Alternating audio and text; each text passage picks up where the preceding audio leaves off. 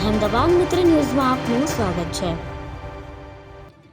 બનાસકાંઠા જિલ્લાના પાલનપુર નજીક આવેલા જોડેનાપુરા બ્રિજ પર બનાસ ડેરીના દૂધના ટેન્કરમાં અચાનક આગ ભભૂકી ઉઠી।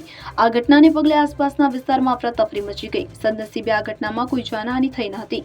પ્રાથમિક માહિતી અનુસાર આ દૂધનું ટેન્કર જોડેનાપુર બ્રિજ પરથી પસાર થઈ રહ્યું હતું ત્યારે અચાનક આગ લાગી હતી। આગને કારણે ટેન્કરમાંથી ધુમાડાના ગોટે ગોટા નીકળવા લાગ્યા હતા, જેનાથી વાહન ચાલકો અને સ્થાનિકોમાં ભયનો માહોલ સર્જાયો।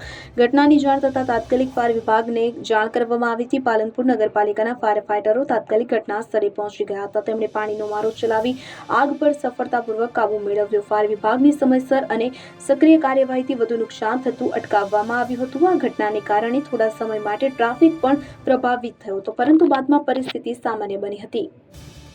અહેમદાબાદ મિત્ર ન્યૂઝની યુટ્યુબ ચેનલને સબસ્ક્રાઇબ કરો અને બેલ આઇકોન જરૂરથી દબાવો, જેથી દરેક મહત્વના વિડીયોની નોટિફિકેશન તમને મળતી રહે।